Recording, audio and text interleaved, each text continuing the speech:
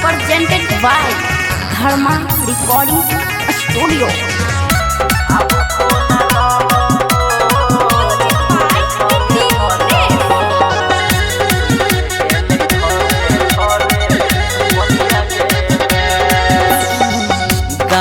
नगर गली गली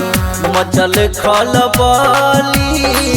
कैट गेल घर दलनिया गे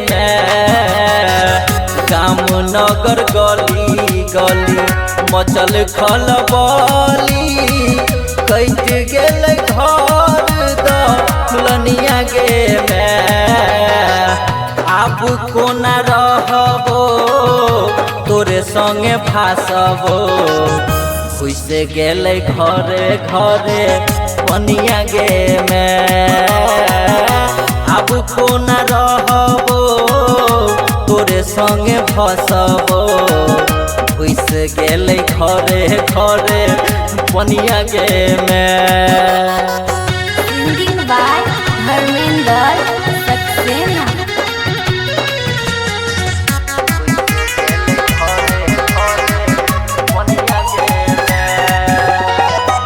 यातायात खातिर एगो बनेने रहूं चचहरी उठल लहर से हो भैंस गेलै चचहरी गाम के पश्चिम एगो बनेने रहूं चचहरी उठल लहर से हो भैंस गेलै चचहरी दही गेलै धान पात पड़ गेलै दुखाबा कथी खा के रहतै माल जाल गे आब कोना रहबो तोरे संगे दहबो घुसे गेलै घरे घरे पनिया गे आब कोना रहबो तोरे संगे भसबो घुस गेलै घरे घरे पनिया गे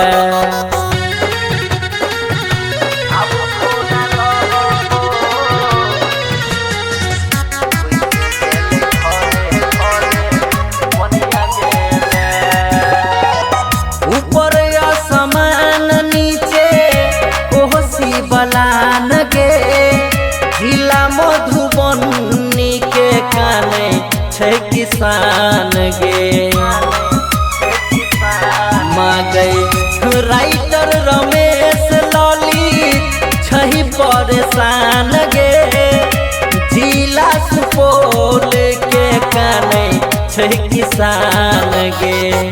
करे छौनी होला तोहर बेटा धर्मेंदर समझ लियो अपन समुंदर गे आब कोना रहबो तोरे संगे भासबो घुसे गेलै घरे घरे पनिया गे आब कोना रहबो तोरे संगे भसबो घुस गेलै घरे घरे पनिया गे